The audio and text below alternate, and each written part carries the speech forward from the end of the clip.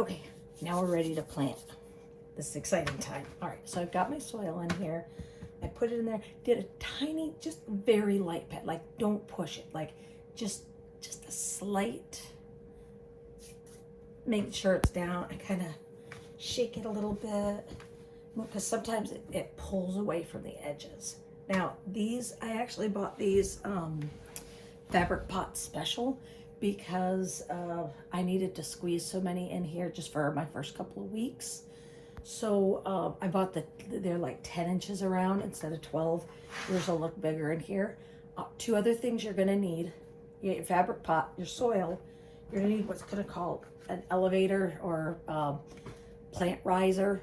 And what this does is if you keep this down, when you're gonna bottom feed these every week. And when you do that, after they're out of their seedling stage, the bottom's going to be wet and it's going to grow mold. You're going to have this wet, never get dry underneath. So these risers are designed to give lots of airflow. Again, you need a good fan blowing around. You want that air to feel like it's a light breeze outside, air going everywhere. So you have the riser and it's going to sit inside of your saucer. I get these saucers were a bit more expensive. You can buy cheap, flimsy ones, but you're gonna move these sometimes while in the saucer. So you can see that's a pretty sturdy saucer.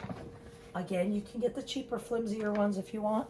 And then you just would move things one at a time because it might collapse or break. So I got my soil. One thing you can do with the fabric pots, I don't want to be working way down low there. Again, if you were making an auto or a photo, I would say fill this up. Use like 1 1/4 bag of soil instead of just one.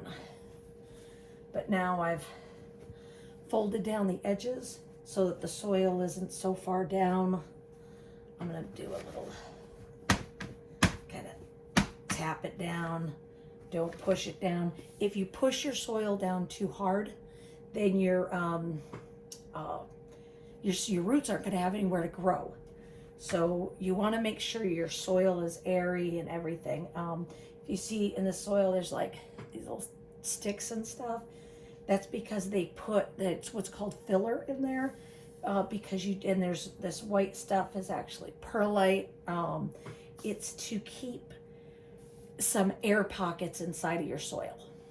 So another thing I didn't know about soil is that if you just went and dumped that whole gallon in here, what's going to happen is some parts of your soil are going to be extra wet and clumped together, and it's going to create like a soil ball that your roots won't be able to penetrate.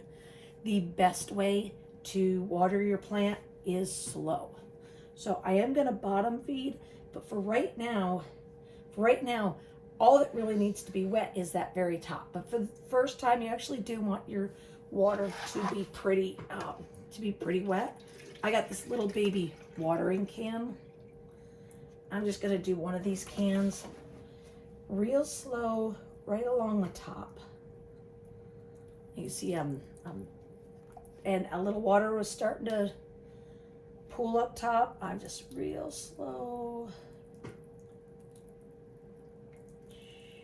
going along. And I'm going to do this before I plant my seed because if you notice, I don't know if you noticed when I was watering, the soil's moving around. So I don't want the seed to like skew out and now it's not in the center of my pot anymore.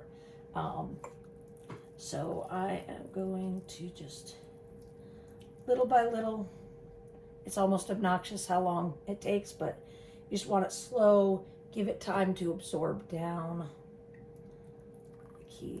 You don't want your soil sopping wet, but you don't want it, I don't know if you probably can't see that, but there's a little spot right here. The water's coming out the side already. So I'm just gonna do one can like this, and now the top of that soil is wet enough. But I want the bottom of the soil wet because I want it to, what's the word? You want the bottom of the soil wet because you want the roots to be seeking moisture. once they really develop, then you want the bottom more wet than the top, because you want your roots to pull down. And the roots are always, just like your plant is going to grow towards the sun, the roots will always grow towards wherever it's wet. So if it's just wet on one side, all your roots are going to go to that one side. So for the rest of it, I'm just going to go until I'm about halfway down the gallon. I'm going to pour it in the bottom of this tray. And a little bit more. There we go. A little touch more. There you go.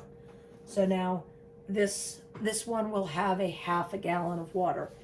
If it sucks it up and it still seems pretty thirsty, I am going to add. That's why I brought my 4th gallon, even though I've got 6 pots. I got an extra gallon to go, an extra 1/6 of a gallon for each. So I'm just going to let that sit in there. So I usually lift it just a little bit so the water gets all the way underneath. And then what's happening is it's going to suck up. So I've got the soil wet from the top. I'm going to get it wet from the bottom. I'm going to come back with videos every time I feed and tell you how long it's been, and show how I check the soil to see if it's ready to feed. This baby stage is the most crucial. If they die, you got to start all over. Later on, usually if you underwater or overwater, you can come back from it. One of the things I want to mention, why you don't want your water or your soil quite so wet, especially all the time. I learned this on my last grow, is you can get something called fungus gnats. Sometimes there's already larvae in your soil. It can't be helped. If one gnat gets in the soil company, and lays eggs right where your soil is, it's expected. So I'll talk about what kind of products you can use to combat that. But the biggest thing is that you can use, is that you need your soil to be somewhat dry. I don't like these things on this pot. I kind of wish I'd cut off around the edge so they weren't sticking up. I might do that later. But I don't know if you can notice, it hasn't sucked all of it up, but it is quite a bit lower. This will take a while. I'm going to let this sit for 10-15 minutes and let it sit in here until it's all soaked up. And because that soil's really dry, so it's finding its way up. I don't know why, it just seems slower at the beginning. I'm going to go ahead and repeat this for all of my soil so that it's all nice and moist. Another thing I usually do is put it back into the tent with the lights all the way up, get the soil nice and warm, so that when I put the plants in, the soil's a nice 80-degree, cozy little environment for your new babies. And I also have labeled my plant things, so I can go ahead and put, that was going to be OG Kush. And I'll put one in each of them, and make sure I put the right seed in the right pot. And then I wanted to talk about, these are a good thing growing inside, especially if you don't have bugs in your house.